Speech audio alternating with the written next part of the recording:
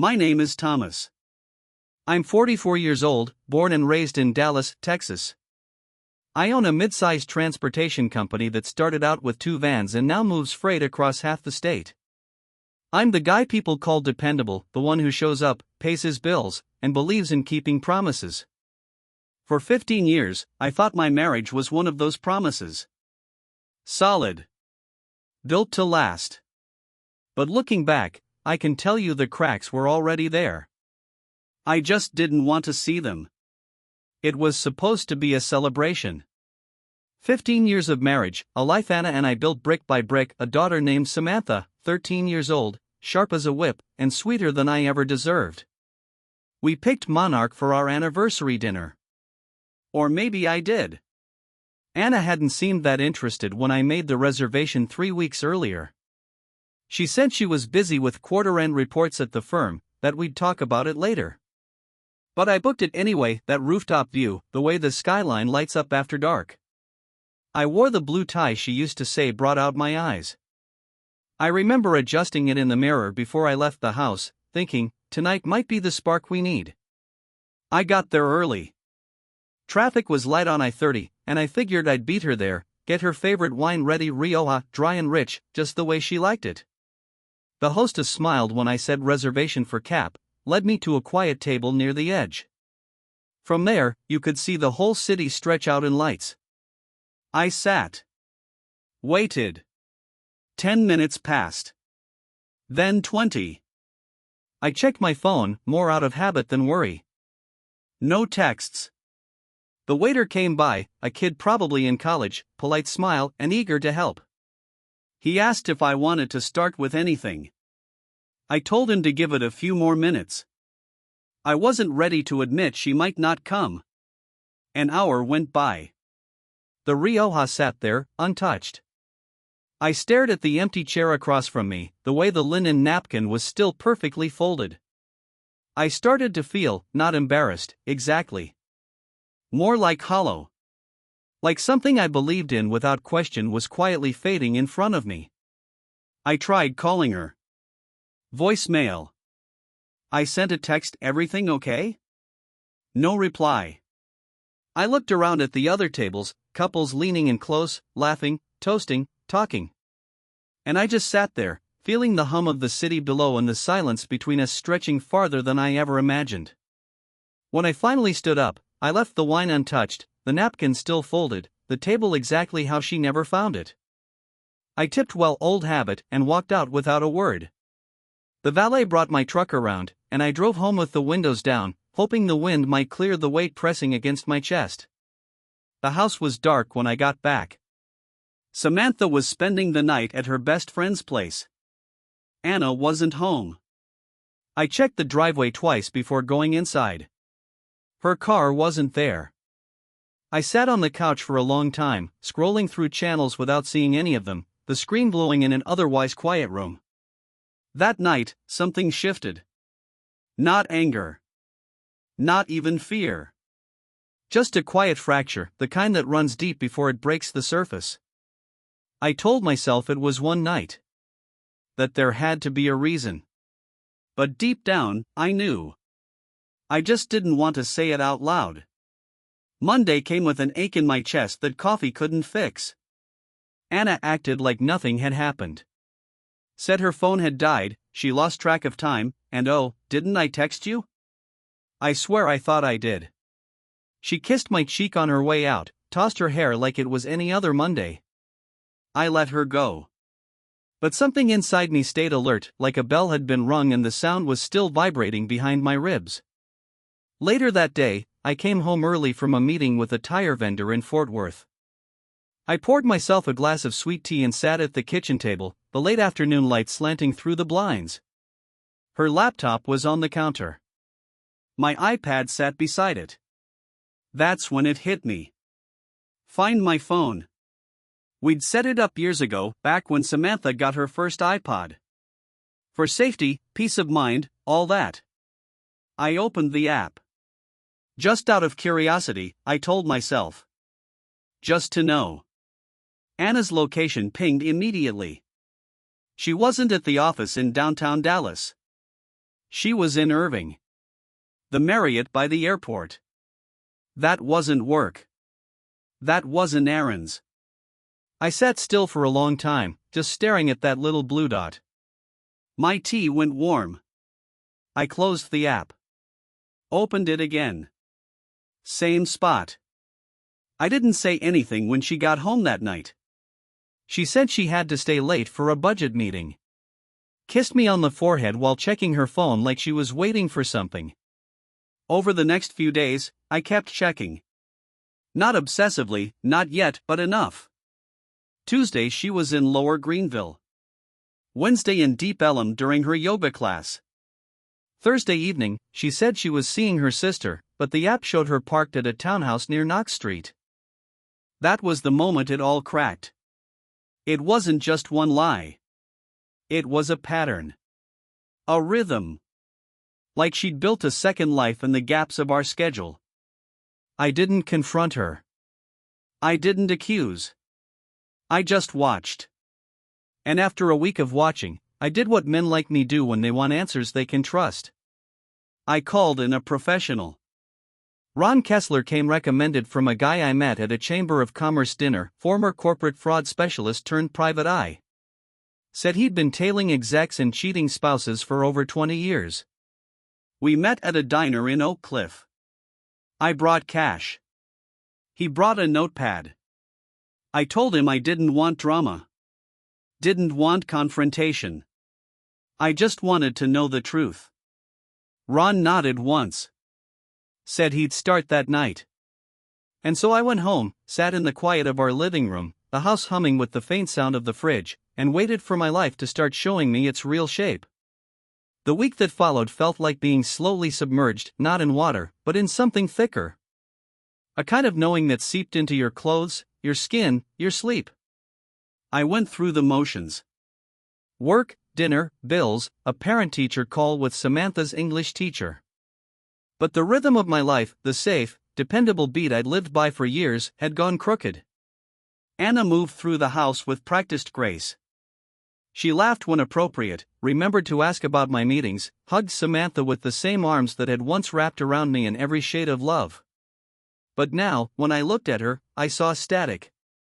Something running under the surface. The way she glanced at her phone mid-sentence. The new perfume I didn't recognize. Her gym bag packed but untouched in the back seat of her Lexus. I wasn't imagining anymore. I was documenting. Ron texted me that Friday at 12:07 p.m., "Got what you need. You free?" We met at a tucked-away place off Cedar Springs, one of those quiet cafes where the air smells like cinnamon and people come to disappear into their laptops. I spotted him by the window, already seated, sipping black coffee and flipping through what looked like insurance papers. But when I sat down, he slid a manila envelope across the table without a word. It was thick. Heavy in the way truth is when you're not ready to carry it. Inside, photos. Dozens. Anna in places she'd never mentioned, with someone I'd never seen.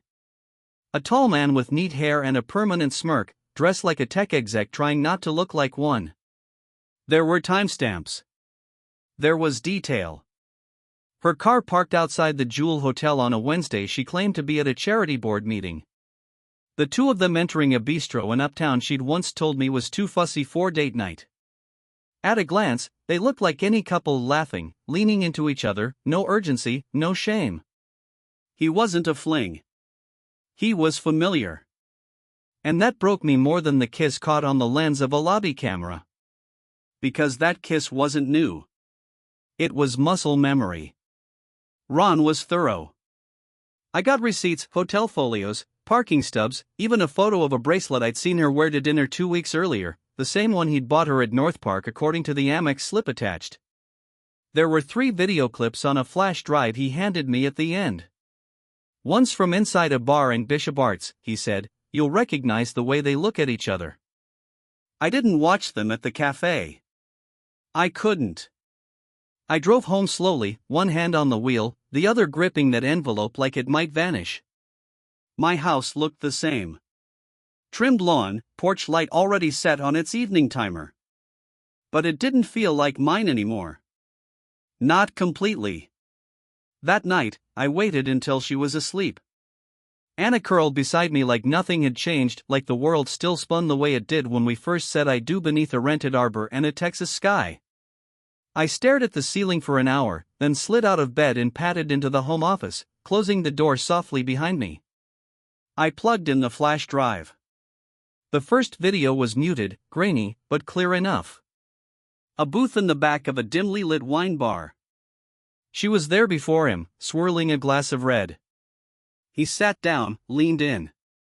She smiled, the kind of smile I hadn't seen in years. And then he reached for her hand. She didn't pull away. The second clip cut deeper. A hotel hallway. They stepped off an elevator. She stumbled slightly, laughing, and he caught her, held her close. Kissed her like it was the most natural thing in the world. Like he'd done it 1,000 times. And maybe he had. I shut the laptop. Sat in the dark for a long time. I wasn't crying. I wasn't shaking. But something inside me had gone still, like when an engine seizes from running too hot for too long. I didn't sleep. Not really. Just laid there beside her, staring at the ceiling fan spinning like time I couldn't get back. Morning would come. But it wouldn't bring comfort. Just clarity. It started with a hotel charge I didn't recognize. Crescent Court, uptown Dallas, not exactly a place you'd forget dropping $1,000 on. The folio showed a suite, champagne service, valet. I knew I hadn't stayed there. But the receipt was billed straight to the corporate Amex I'd only ever let Anna use in case of emergencies. Turns out, love has a funny definition of emergencies. I sat there in my home office that Sunday morning, the house quiet, Anna and Samantha still asleep, coffee cooling beside me. Something about the handwriting on the signed receipt felt too familiar. The last name? Cap. Room for one? No. There were 2 sets of drinks, 2 breakfasts, and 1 charge for in-room dining at nearly midnight. My stomach twisted. I pulled up the online portal for the company's expense accounts. Anna had full access as head of HR, a title I gave her more out of convenience than necessity when the business started growing. I never checked behind her. I trusted her. And trust, I was learning, is a ledger you better reconcile often. I spent the next 3 hours combing through line items. Flights to places we never discussed. Meals listed as client lunches at restaurants far too upscale for my usual trucking vendors. Spa charges tagged under wellness programs. I opened a spreadsheet, started logging the pattern. The deeper I went, the sicker I felt. Somewhere between the fake consulting invoices and the luxury rental in Phoenix, I saw his name. Michael Drenner. The man from Ron's surveillance photos. She'd listed him as a freelance strategist. Even had a W-9 on file, fake, incomplete, but enough to process payouts. Over 3 months, he'd received over $12,000 through corporate checks. I sat back, stared at the monitor, and thought about how much of my time was spent worrying about truck routes, delivery windows, and fuel costs, while Anna was wiring money to the man she was sleeping with. She wasn't just lying to me. She was helping him scam me. I picked up the phone twice that day, once to call my accountant, and once to call Ron. I left the messages short, need to talk. Found more. Urgent. This wasn't just infidelity anymore. It was fraud. The betrayal was no longer just emotional. It had a dollar value. It had timestamps. It had supporting documents. And I knew if I didn't act, I'd be complicit in my own downfall. So I started printing. Every invoice. Every travel record. Every suspicious lunch. My office turned into a war room. Piles of evidence stacking on the floor. Pages curling at the edges like they could feel the weight of what they carried. Anna walked in around 5 that evening, holding takeout, smiling like Sundays still meant something. She asked how my day had been. I looked her in the eyes and said, productive. She didn't notice the printer still running in the background. But she would. Soon. Michael wasn't just a thief of hearts, he was a gambler with someone else's wallet. By the time Monday rolled around, I wasn't sleeping much. My body still went through the motions: breakfast, invoices, calls with dispatch, but my mind had drifted to darker corners. I'd gone from betrayal to discovery, and now I was stuck in a purgatory of waiting. Waiting for the moment to strike. Waiting to see how far the rot had spread. I kept circling back to the money. $12,000 in payouts. At first, that felt like the headline. But it wasn't. It was just the opening bid. I started digging into our credit statements, both personal and business. And that's where I saw it: a charge from Choctaw Casino in Durant, Oklahoma. Twice. Same day. Just under $2,000 each. One under the company name. One on the Amex. Neither with an explanation. I knew I hadn't been to Choctaw in over a year. Not since a client mixer that ended in a headache and a room service burger. So I called Ron. He got quiet when I mentioned the casino. Then said, "I've heard that name before. Hold tight." By noon he called back. "You were right," he said. "Your guy, Michael, he's a regular there. High stakes room. Friendly with a few of the floor managers. Been on their VIP list at least 6 months. Someone's been bankrolling him. Someone. As in me." That night, I drove north. Durant's a little over 90 minutes from Dallas if traffic plays nice. I didn't tell anyone where I was going. Just grabbed my jacket and left after dinner. Anna had been distant all evening, scrolling on her phone while pretending to listen to Samantha's school story. I couldn't look at her without hearing numbers. Charges. Lies. Choctaw looked the same as I remembered: a strange blend of neon and stale carpet. I walked past the buzzing slot machines, past a bachelorette party taking selfies, past the men clutching cigarettes and broken dreams. And then I saw him. Michael. He was in the poker lounge, back corner. Dressed in a tailored navy blazer, sipping from a whiskey tumbler, talking like he owned the room. Laughing too loud. Like he'd already won. I stood in the shadows, just far enough to avoid recognition, close enough to see him lose a hand and order another drink. He reached into his wallet, pulled out a familiar card, my company card, and handed it over like it was nothing. The bartender didn't blink. The transaction went through. I didn't lunge. Didn't yell. I just watched. Watched as the man who'd taken my wife, taken my trust, now gambled with the life I'd built. He wasn't just arrogant. He was practiced. He moved like a man who believed the rules didn't apply to him. That people like me, men who showed up on time, who did the hard work, were there to be used. I stood there for 20 more minutes, letting the disgust settle into something useful. Then I turned and walked out. Back in the truck, I sat in silence for a long time. The windshield was fogging slightly. Outside, a light rain had started, just enough to smear the neon.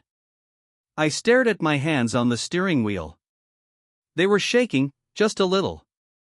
I wasn't sure what hurt more, the betrayal, or how easy I'd made it for him. But that night, I made myself a promise. I wasn't going to lose quietly. I was going to make sure Michael regretted every stolen dollar, every glass of scotch, every smug smile. And Anna, she would have to face what she'd traded me for.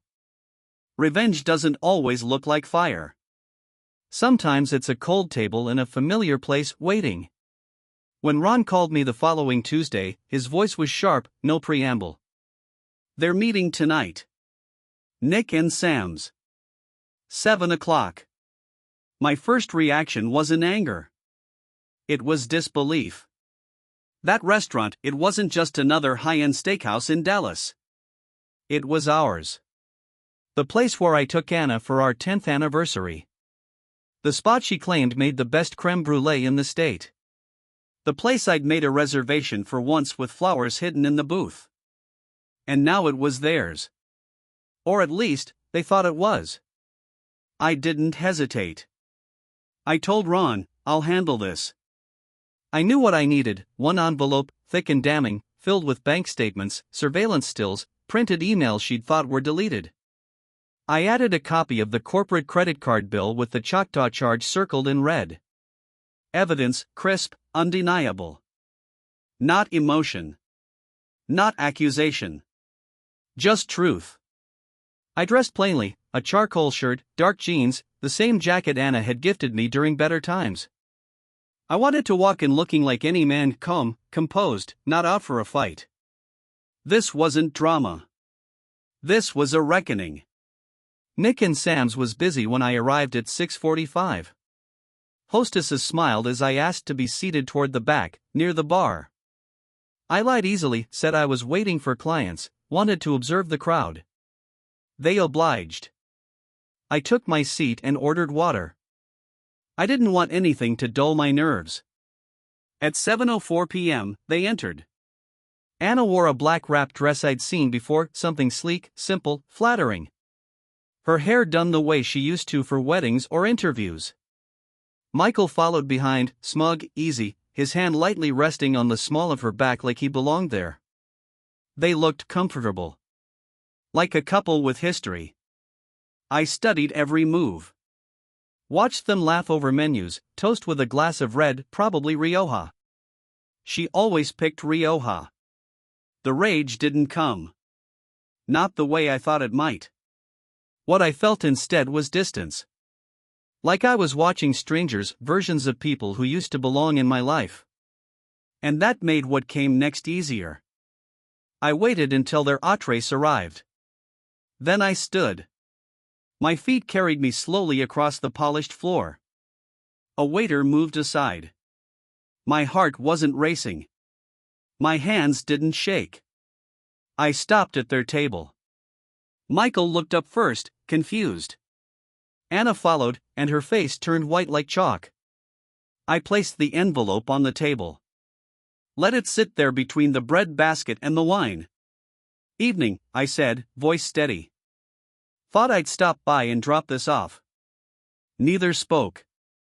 That's the financial summary of your little partnership, I continued, nodding toward Michael. Every hotel stay, every fraudulent expense, every lie. I turned to Anna. You used to say Nick and Sam's was sacred to us. Guess it's not anymore. Michael finally spoke. You have no right. I cut him off. I have every right. It's my name on those receipts. My company on the hook. My life you've been playing poker with. He shrank. Not dramatically. But enough. The weight of exposure pressing down. I looked at Anna one last time.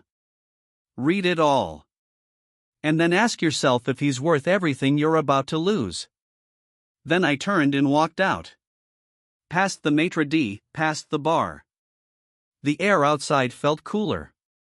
Lighter. Justice doesn't always roar. Sometimes it arrives with a paper trail and a quiet exit.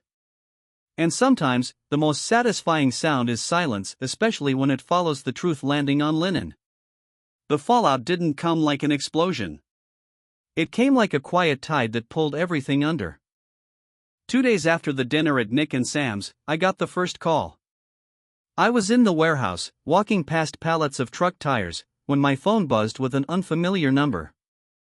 On the other end, a clipped voice from Anna's firm. Mr. Cap, we've received documentation that raises significant concerns about your wife's activity related to corporate funds.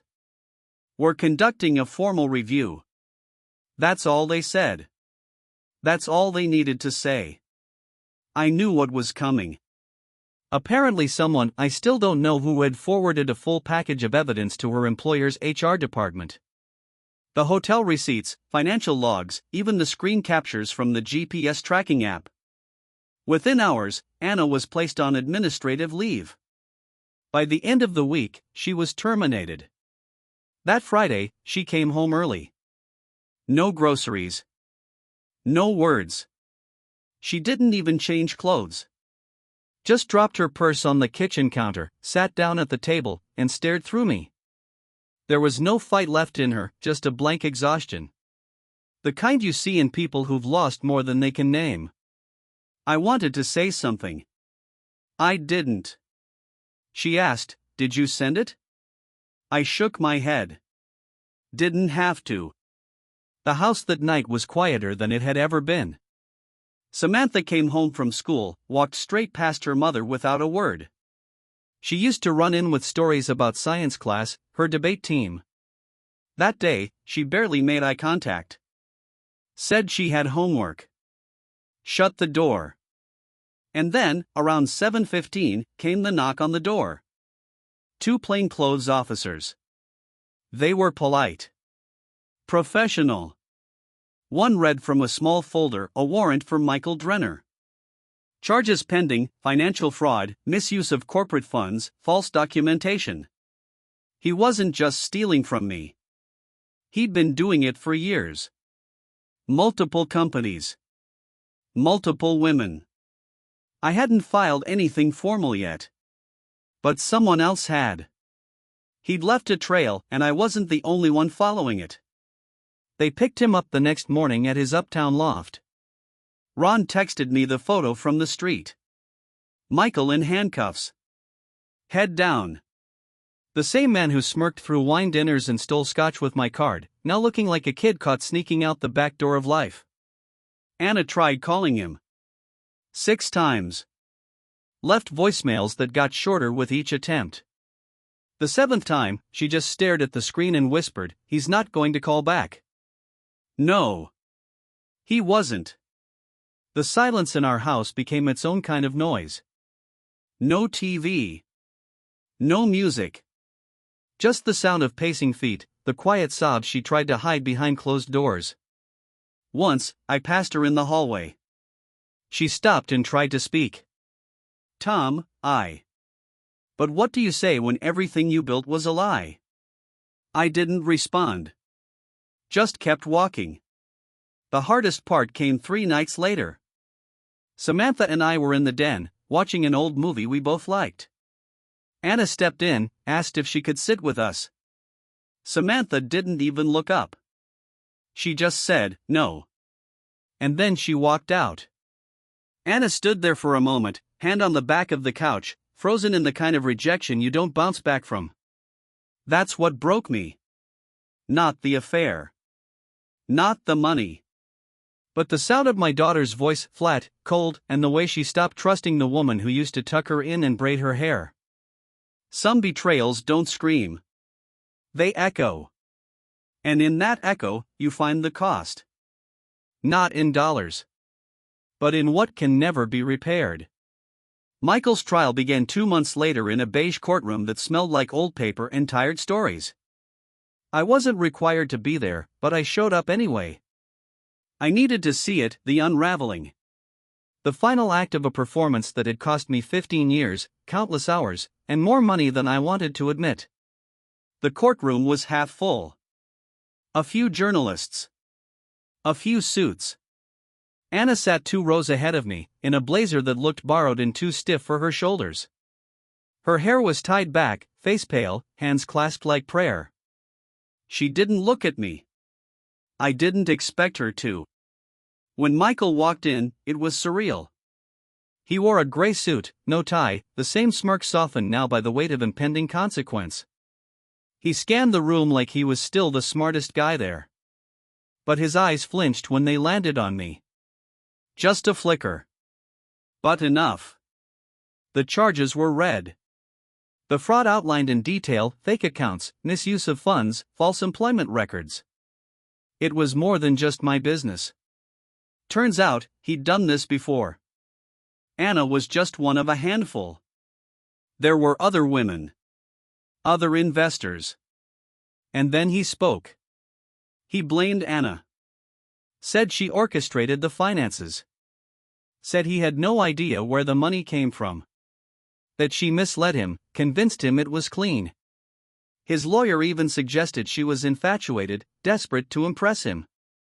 That she used my company as a way to bankroll her affair.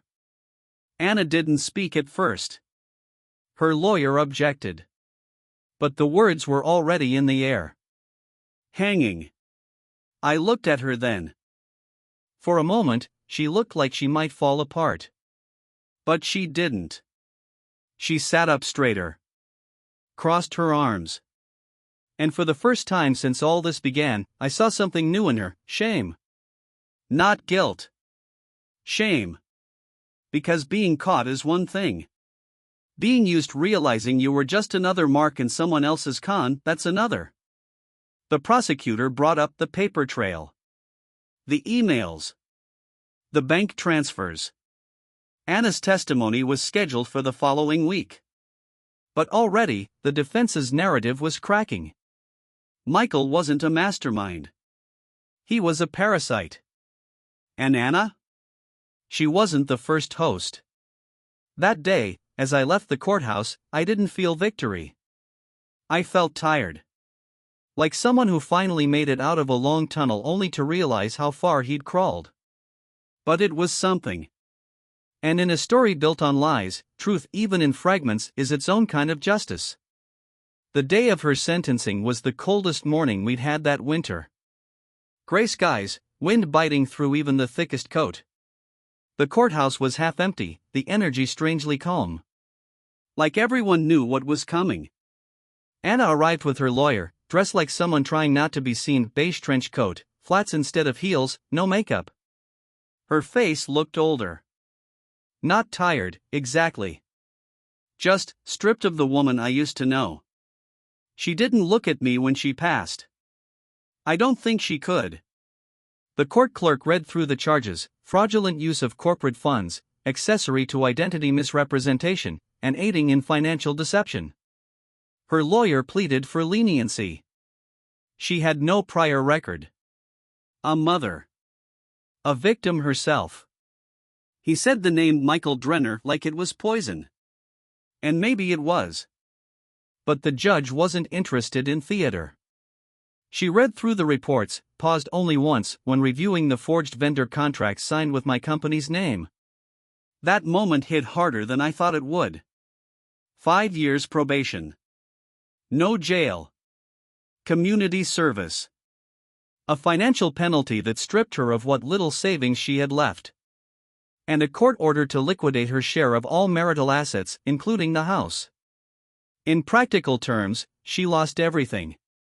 By the end of the month, Anna had moved out. She found a one-bedroom apartment in a dated complex near Lemon Avenue, the kind with laundry rooms in the basement and parking you had to fight for. I dropped Samantha off there once, after a doctor's appointment. The lobby smelled like bleach and old carpet.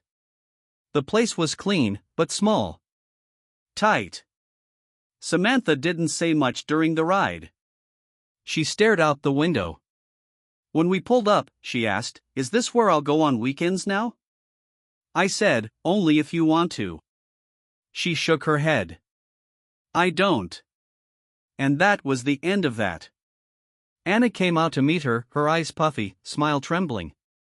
She tried to hug her, but Samantha stepped aside.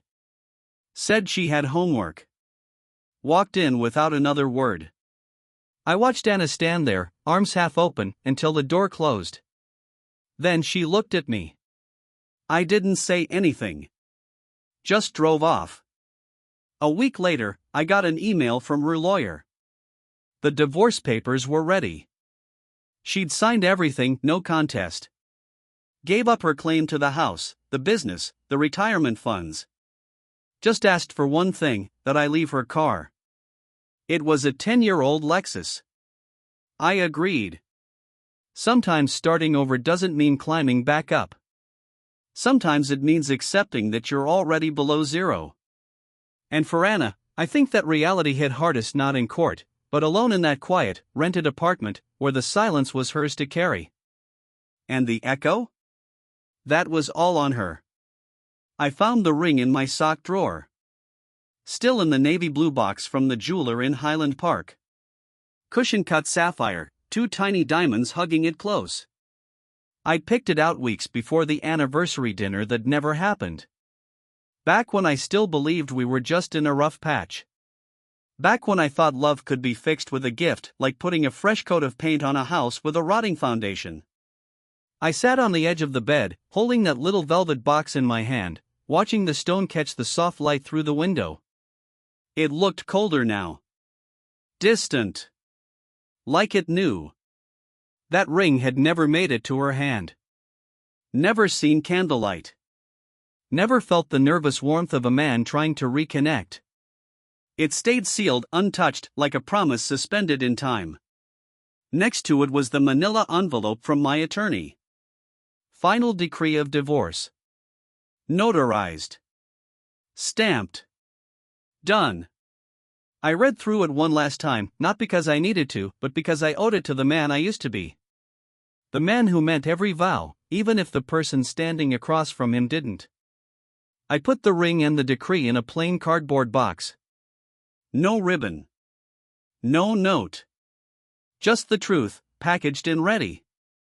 At sunset, I drove it to her apartment. The same one Samantha didn't want to visit. The parking lot was half empty. The lights in her window were on. I left the box on the welcome mat, knocked once, and turned around before the door opened. I didn't need to see her face. Closure isn't about someone else's reaction. It's about your own peace. When I got home, Samantha was at the dining table doing algebra. She looked up as I walked in, saw the empty envelope in my hands, and asked quietly, "Is it done?" I nodded. She didn't ask anything else. Just returned to her homework, but I watched the tightness in her shoulders ease. Like something in her had unclenched. That night, we made dinner together, tacos from scratch, a recipe we'd learned during the pandemic when everything felt uncertain. We laughed when I dropped the avocado. We set the table for two. No silence. No tension. Later, I stepped out onto the porch. Whiskey in hand, feet up on the railing. The sky over Dallas was velvet black, the stars faint but present. The wind was soft. The kind that doesn't chill, just reminds you you're alive. I thought of everything I'd lost. And then I thought of what I'd protected. Because some betrayals break you. But the ones you survive? The ones you crawl through bleeding, gasping, learning to breathe again? They become your beginning. And for the first time in months, I didn't feel like a fool. I felt like a man who'd finally come home.